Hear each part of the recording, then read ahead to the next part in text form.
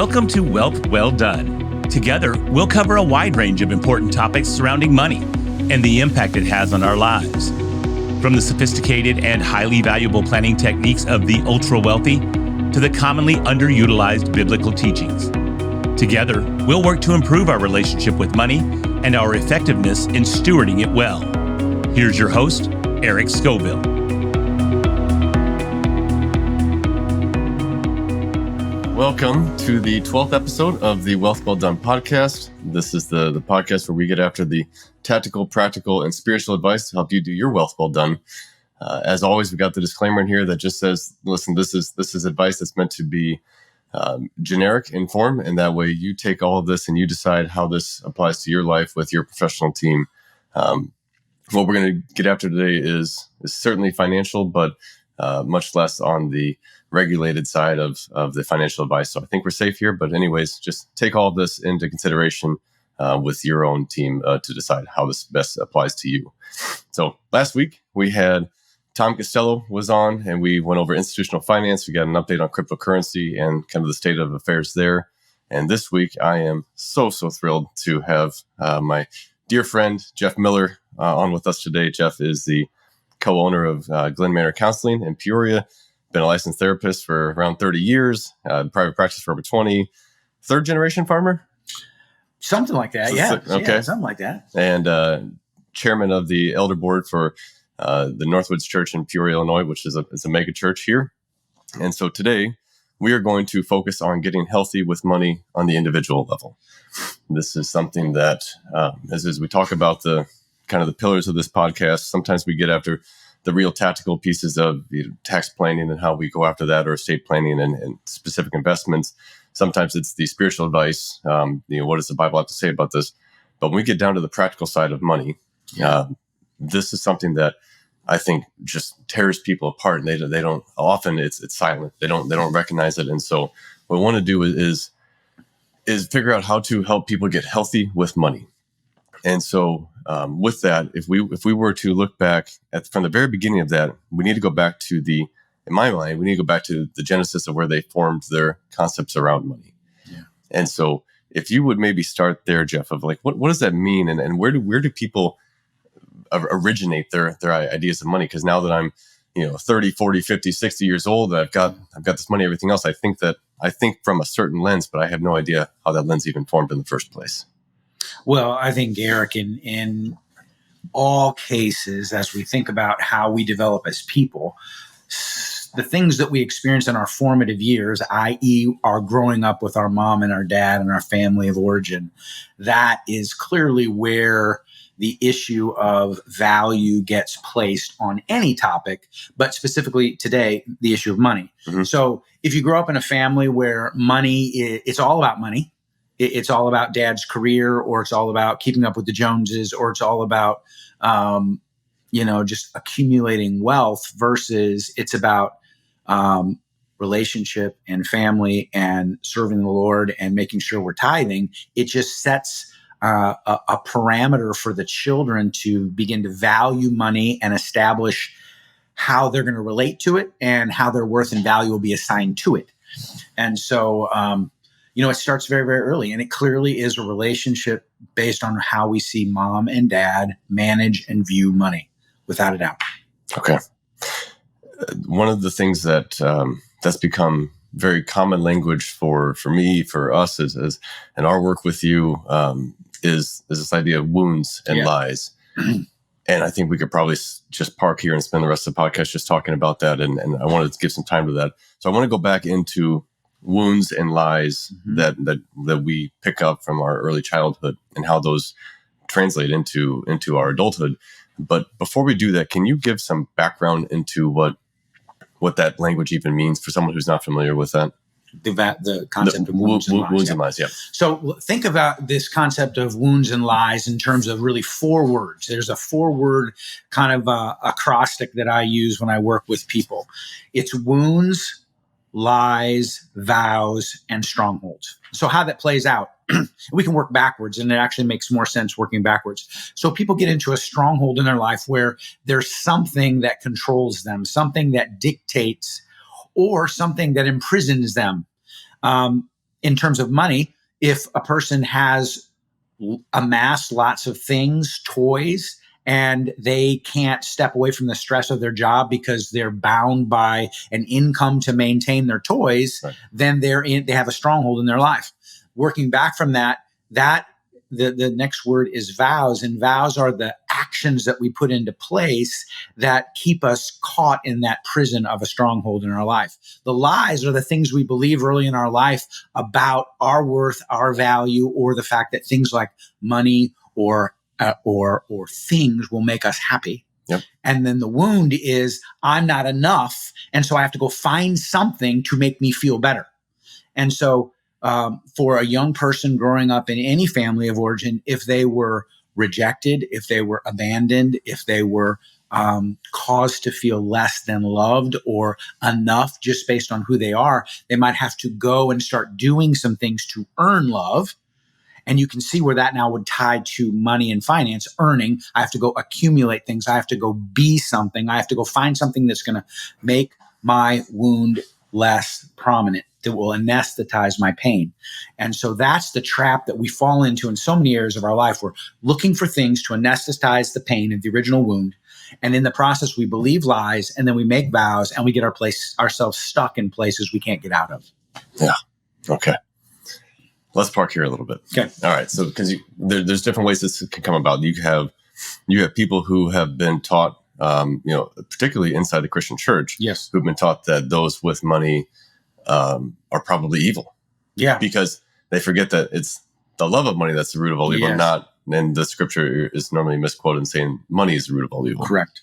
You have that. You have people who have believed that humility must mean being in poverty, and then there's a direct tie to humility and poverty for some people.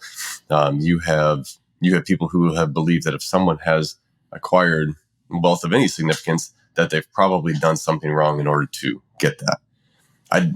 I'm sure that there might be people listening to this podcast who are that side, and in which case you have to understand that so many of the prominent people inside Scripture are incredibly wealthy. Yes. That God uses and God has Yes. blessed them, and so there's a lot that can be said there, and there's work that needs to be done there. But I want to focus in here on the other side, the people who maybe do have a lot of money and have felt like, kind of what you're saying, like they felt like they needed to earn it. Like the only way, if I'm a man, that the way that I'm going to earn a woman's love is by giving. And we know where this leads. There's so many people who've been high earners in their 50s now, that are now in their 50s, and their kids are in their teens and growing up, and they no longer have a relationship with them, and they're saying, well, I gave you everything. I did this to get you into this college, to get you these things. We're going on these vacations. And the kids are saying, yeah, but like, they don't need that. Like, you've seen that. The kids who've grown up inside, prominence, that's not what they needed. Yeah, that's so true. That's so true.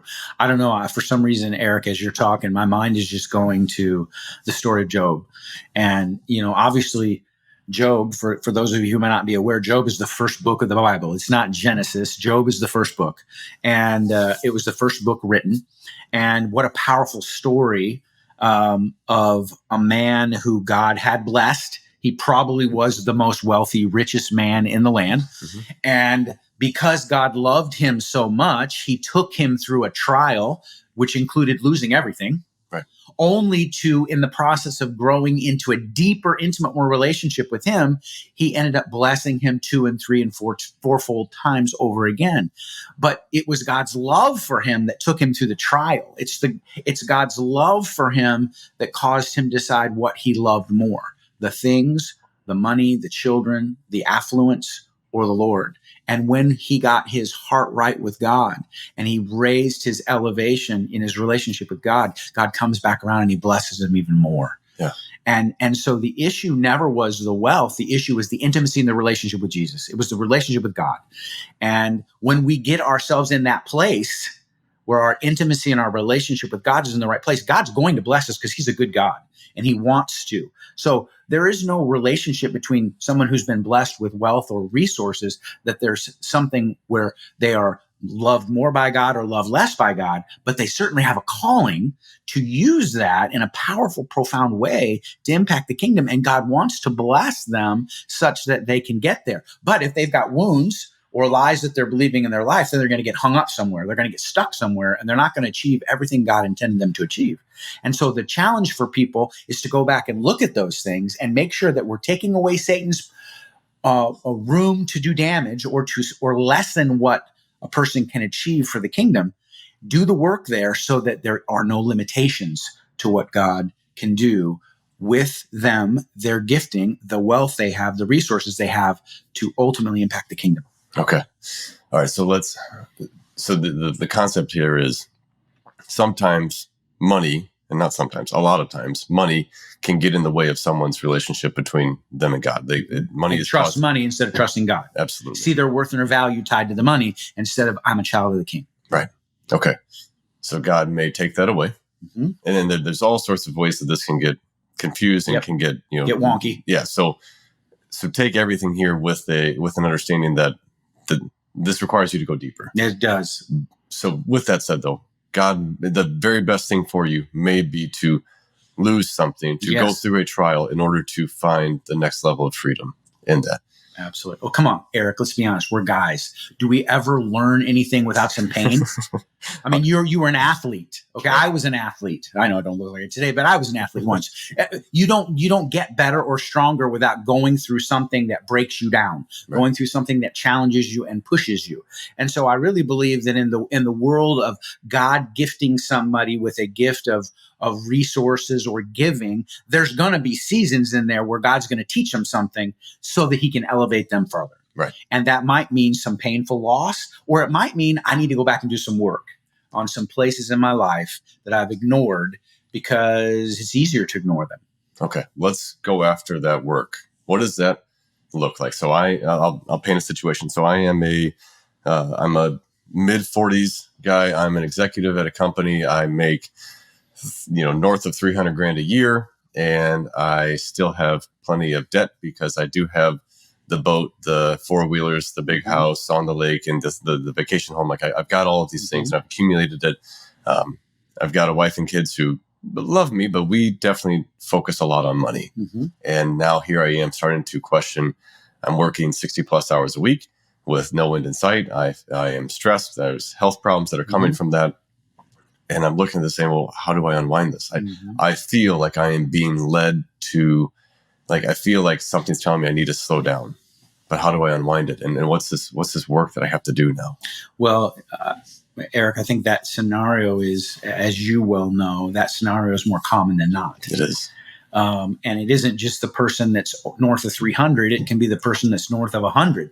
Because what we're doing is we're trying to take things, the boat, the lake, the great weekend, the great vacation, going out to dinner all the time. We're trying to use those things to fill a gap or to cover a place that doesn't feel good. We're trying to avoid something that we don't want to go back into and work on and examine and deal with. Rather, we're hoping to just cover it over. It's the whole wound concept. I have a wound, so I'm put a Band-Aid on the wound. Yeah. But the Band-Aid doesn't heal the wound. And if you go into most hospitals and you're dealing with real significant wounds, the wound lays open because wounds only heal from the inside out. Right. You can't cover them over or just stitch them shut and have them heal, because that's where infection sets up. That's where bad things happen. You have to expose the wound and let it heal from the inside out. You have to expose light and air to it for it to heal. It's the same way with all of us in our emotional or our relational places. We have to bring exposure to those things, go back, open it up, take the bandage off, peel the scab off, and let it begin to heal. And that healing looks like I have to face things, I have to feel things, and I have to do forgiveness work in those areas. That's the simplest template I can give people. You have to face those things completely, where those wounds were. You have to feel those things completely, and then you have to do the work to invite the Holy Spirit in to do the supernatural healing through forgiveness that gets us to a place where we can feel free, and then we can enjoy those things not as an anesthetizing agent, but as a blessing from God. We can enjoy our time with our family at the lake and just enjoy the relationship rather than we have to make sure we have the latest and greatest boat or jet ski. We have to make sure that we update our dock so it looks as good as the neighbors. We got to make sure that everything looks better or feels better, or I get some dopamine drop in my brain because I've got a new thing, instead of I can be at peace and I can just enjoy the most important things in my life, which are the people God's given me, my family, my wife, my children, my friends, and just be at peace with those things. And Paul says that he's learned the secret to contentment in all things. Yeah. Because I mean, how many people need to remodel their kitchen every 8 years? Yeah, or flip their car every 2 years, or make sure that every next year's vacation is greater than the last vacation. And all of these things are great. I mean, I like to travel, but if I'm traveling to just give myself a new great experience because I'm trying to avoid the fact that my marriage is in crisis, or I really don't know my wife, or there is really no emotional intimacy between us, or I don't know my children, well, that's not going to solve the problem. That's not going to solve the problem. A great cruise on a boat, with an ocean view cabin and all the latest, greatest things is not going to solve that relationship problem. Won't solve it. You just took me somewhere. How many men, and this applies to women too. We're going to get into that here in a minute. But how many men who are the breadwinner inside their family they apologize for the amount of time that they spend working by doing that. I mean, we're going to go on a vacation here, and we're going to go make a memory. We're going to go do this. It's going to be lavish, and we're going to do it. And that makes up for the fact that the 60, 70 hours a week that I spend working in the games that I'm missing, the conversations that I'm not there to have. And they justify it because, we think about like, hey, life's about memories. And so it's not just stuff, it's about memories. And so we're going to go make great family memories on these vacations. The problem seems to always come into the fact is when we go on that vacation, things don't go exactly like we planned, probably because the relationships aren't healthy in the first place. And you have to understand. Well, you have to build a foundation. Okay. Right. So the adage in the world is, well, so what's more important, quantity of time or quality of time? But which one is it? Well, so the guy who's working 60 hours, he's going to go, oh, it's the quality of time. I'm going to take him on a great vacation, and that's going to cover over the fact that there was no quantity of time. Well, Eric, the reality of it is both. Yeah. There is not one or the other. It is both. There has to be a quantity of time to build foundation in relationship with children, with spouses. There has to be time there. There is no substitute for time. Yeah. Well, there's no substitute for our time with the Lord. There's no substitute with our time, in the gym. There's no substitute for our time with our partners in the workplace. There's no substitute for our time with our children and our spouse. There is no substitute time. But time is the thing that's being torn away constantly from us because of the busyness or the desire to anesthetize the pain in my life by earning more money or being more successful or getting another promotion, instead of facing the things that need to be faced and working on the relationships that are most important in my life. Yeah. Yeah. Okay. So trying to get healthy with money has to... Well, so it's ironic. You can't get healthy with money if you don't get healthy within you. Yes. Yep. Absolutely. Okay. Because money is I say to people all the time, the things that people come to talk to me about are all the presenting problems are always the symptom. Right. They're not the problem. Right. So we have to be careful in this concept that money in of itself is not the problem. It's just the symptom of the thing that's being tossed about to try to make my life feel better. Right. To make me feel better. Right. Versus, no, I'm going to stop just being busy and moving the chess pieces around the chessboard. I'm just going to face what the real issue is. And that's hard for people to do, to go back and go, what is the real issue in my life? And do that thing. And men, you and I, it's harder for us because we don't operate in the emotion very well. We want to live in the linear cognitive world. Right. And so it's harder for us to do. We got to slow down. Sometimes our wives have to hit us with a 2x4. Like, stop. Yeah. Or God will slow us down with a crisis in our life. There'll be a health issue. There'll be a family crisis. There'll be something where we're forced to slow down and address those things that we've been ignoring because we're much more comfortable working 60 hours a week than we are facing the stuff that is our wound. So let me stop right here and say to anyone here who's dealing with this, what Jeff just said, you can't bypass this. This is not something that you can pay someone else to do for you. You can't hire this out. You have to take the time to do this. Really and so it's really going to require time, which means you have to create time. We all get the same amount of time here. Yeah. And most of us fill it to the max. Yeah. I'm guilty. We all are. So I have just gone through basically resetting my schedule, which meant I had to drop things that I didn't want to drop. And the groups that I'm in with people I'm close to, and the time we spend is focused around Christ. But I had so many things going on with me that were Christ focused that kept me from being able to spend time with Christ. Yeah.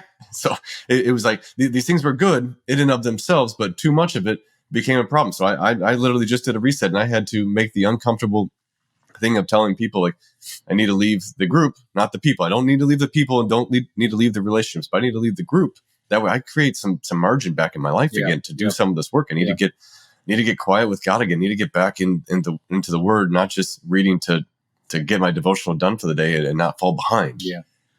So I think one of my favorite people on that topic is Bob Goff. I don't know if you've read any of Bob Goff, but Bob Goff, one of his famous statements is, "I quit something every Thursday." So he's one of these guys that's just going, and he loves people and he loves life and he loves activities. But he realizes that if he doesn't quit something every Thursday, there will be no margin in his life, and it will take away from the things that are most important in his life. And that's discipline that healthy, wise people have to engage, because I have to say no to good things. Right. I mean, like just a broad example of the church world. Churches are fantastic in saying, yes, we'll help people with that. We'll do that. But pretty soon the church will spread itself so thin because it's doing so many things that it's not doing any one thing well anymore. Right. And so churches, organizations, families have to get better at cutting things off when saying no to things so they can stay healthy and strong in the areas they're commissioned to do. And isn't it funny that if you do start saying no to some things, that might actually free up some more money, which will alleviate a little bit of stress. Well, yeah. I mean, saying no seems counterintuitive, and yet it will deliver results maybe the fastest way possible. Yeah. Man, when COVID first hit and people started, everyone, their schedules cleared up, to me, like, it was evident seeing people, the people who weren't just wrecked by this, but the people who said, like, I've got all this time now. Yeah. Like, don't, as soon as the sports opened back up, their kids were back into three more teams and all that. And my whole life was spent around sports. And I still feel guilty now, and thank you for the work that you've helped me go through to kind of leave that behind. But it's still, I know the pain that I caused my family with how much emphasis was on my sports.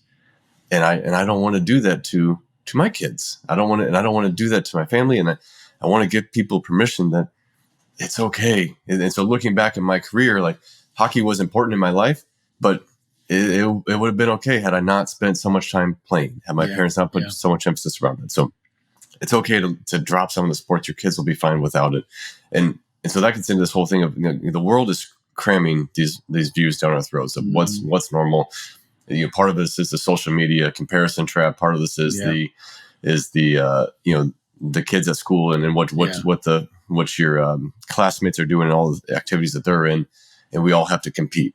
Can I just take you on a hard left here for just a second, Aaron? Sure. I'm listening to you talk about your kids, and it just struck me. I've said to you, the most important gift that mom and dad give the kids. The most important gift that mom and dad give the kids is not the sports. It's not the clothes. It's not the education. It's that mom and dad are okay.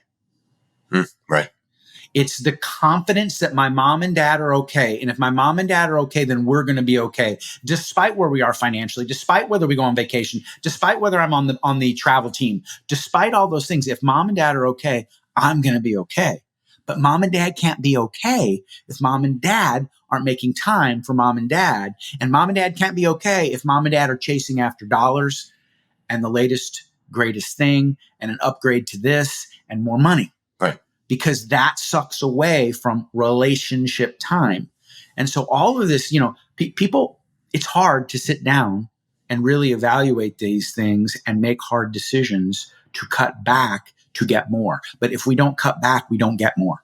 You won't get more with your kids if you don't cut back. You won't get more with your wife if you don't cut back. You won't get more with God if you don't cut back.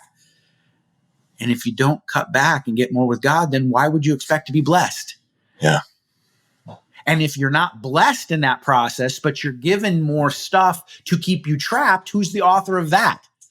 That would be the one who. Yeah. Yes. So again, it's just you got to slow down and breathe so that you can get your mind around what it is that you really want to chase after, who you really want to chase after, and really what success looks like.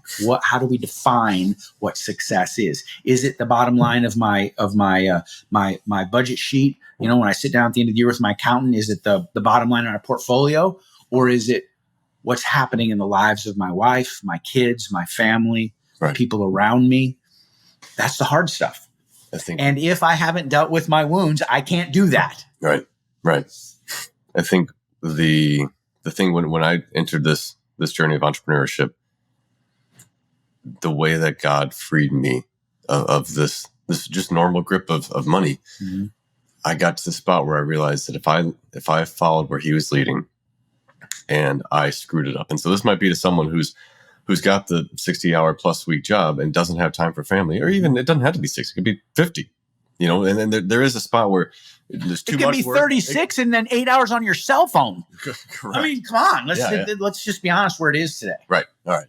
So, but if someone's fearful of leaving because of blank reason there, when I followed where God was leading, it took us to a spot where we had to free ourselves from the grip of money and just lean into being his children. And so we basically got to this point where I said, if I miss God so much, he was giving me this fantastic opportunity here, which came up. I had this fantastic opportunity. It was either that or go where I feel like he's leading, which is start a career that has a 93% failure rate and takes 5 years to make any money. So we had a family with a brand new daughter, our first child. We had a house that we had built with a significant mortgage on it. So we had plenty of expenses. And my wife and I both felt like we were supposed to leave our jobs. And so we stepped into this. We said, if we miss God by not by a mile, but by 100 miles. And he said, clearly I gave you this incredible position here and you went over here. And we blew through all of the savings that we had. We blew through any help that a friend or family member would give us.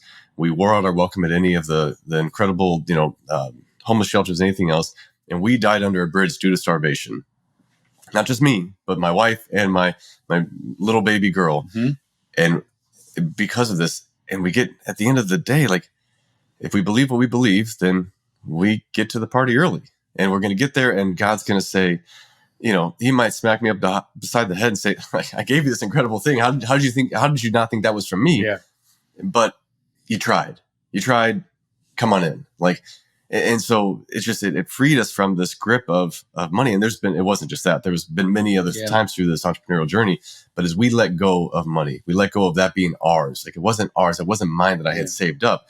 It was his. And it has to, you can't get healthy with money, obviously without getting healthy with yourself, mm-hmm. but then without this concept of stewardship. And the podcaster Cal was on here a few weeks ago where we talked about stewardship is so important. But when we realized they're God's resources, they're from him, at that point, it broke the chain that money had mm-hmm. around us. And so I think with that, when someone is deciding that they need to make a significant change, it might mean letting something go.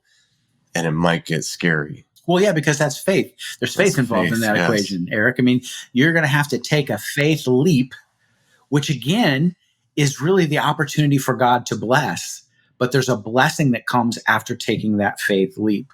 Yep. I'm going to step away from this career track where it's safe and comfortable because God wants to grow me and challenge me in a different direction.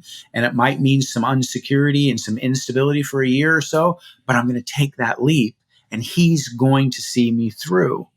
And that's what grows us. Yeah. There is no growth when it's just smooth sailing. That's a great point. There's no growth. And our journey should be about being more Christ-like and becoming more like Christ. And that will not happen for me without some bumps in the road. Right. It just won't happen. Right. Yeah, you hinted at this earlier, the idea that if you want to get stronger, you're going to have to lift something heavy. You're going to have to do it. So with the time we have left here, what are like actual practical steps toward freedom that someone can get as they realize this? I realize like I might not be healthy with money myself. Yeah. What's the kind of a roadmap that I can use? And it's not one size fits all. I would say just a real simple thing to do is to just ask yourself the question, what is really driving me to amass, a portfolio or a banking account or a job title, or, what's the driver? Yeah. And then when we are honest about what the driver is, maybe the driver is I'm dealing with a father wound because I was never appreciated by my father, or I could never do enough for him, or my parents were divorced and there was chaos. And so I learned to get control through being able to earn money, and then I could make myself feel happy. I could make myself feel secure. We have to figure out what is that thing that drives it, and then we have to go back and we have to do the work with it. We have to face it completely, and we have to do the work which says, is that truly my identity? Is that truly who I am? Yeah. And get back to who I am really in the eyes of our Heavenly Father, and forgive those people that have broken us, wounded us, damaged us, so that we can then move forward healthily, being able to receive. Because see, this is the interesting piece. Broken people, wounded people, myself included, we have a hard time receiving. And so I'm going to do everything I can in my own power so I don't have to receive anything from anybody. Sure. And then who else are we then blocking to receive from? We're blocking the Lord. Right. We're not allowing him to bless us because we're going to do it in our own power. And that's a terrible thing, because I know that what the Lord wants to give me is far more than I could ever do in my own strength or power. I want to receive his love and his blessing. Right. And so I've got to do my own work to get myself in a healthy place so I can receive that from him. Same way with my wife. If I don't get myself in a healthy place, I can't receive her love. Yeah. I can't receive the love of my children. And so I'll just stay in this unhealthy pattern of trying to perform to be good enough to get accolades rather than receiving what I so desperately in my heart, in my soul need to receive, which is, Eric, you're okay. Jeff, you're okay. You're good enough just the way you are. You don't have to do more. You can just sit here and you're okay just the way you are. And we all desperately want that, because I say this when I talk to men all the time. There's the deepest wound in the world of men today is this desire to be known. Yeah. We just really want to be known. But guys don't take the risk to be known in the world today because that's too vulnerable. And we all have this imposter phenomena where we don't want to be found out. We don't want to be found out that we really don't know what we're doing. Sure. And yet, if we could be with people who accept our foibles and our flaws and our inadequacies, it's just like, oh, that feels so good. Yeah. That feels so good. But we have to do work to get there. Right. You have to take that leap of faith to be vulnerable with somebody, to walk through those places where you've been hurt, those places where you don't have your stuff together all the time. And when you can get there, it's just like, oh, the pressure drops. The other thing that's so interesting in the work world today, Eric, is, there's research that says when people get past about 45 hours of work, their productivity drops off the table. Right. So it's just wasted time. Right. It's inefficient time. And so I ask myself the question, so why are people doing it? Well, they're doing it because they want to avoid the intimacy of going back home. People that are working more than 45 hours a week, it's more than just there's work to be done. There's a sub reason. I don't want to go back. I don't feel good about my relationship with my kids. I don't feel good about my relationship with my wife. So I do feel good about working and staying at my desk. And so I'll stay there as long as I feasibly can. And then when I go back home, I can use the excuse, I'm tired and I'm overwhelmed and I've worked so hard. So I don't really have to engage, and everybody will cut me slack because I work so hard. And all that does is just avoid and prevent genuine relational intimacy. Yeah. What everybody, including that person, deeply desires.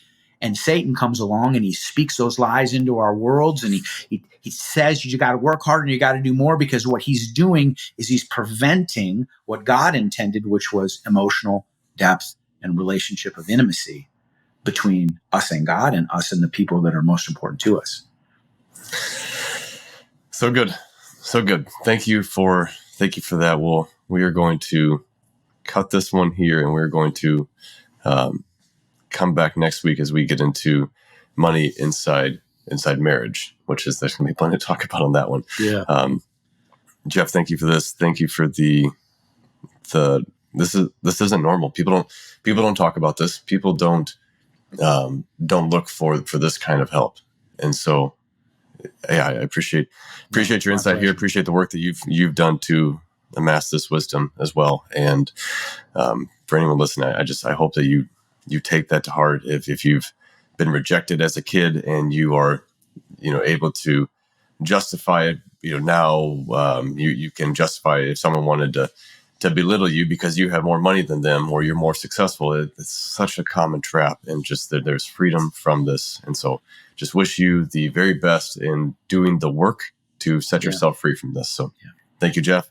If you're finding value from this, please share. Please share this with other people. I don't care how many subscribers we have and what our following looks like. It's just one more person who's touched by this. So if this affects you and reaches you, please share this with others. See you next week. Thank you again for listening to Wealth Well Done. Be sure to subscribe to the show on your favorite podcast player, and together we'll continue to improve our relationship with money and our effectiveness in stewarding it well.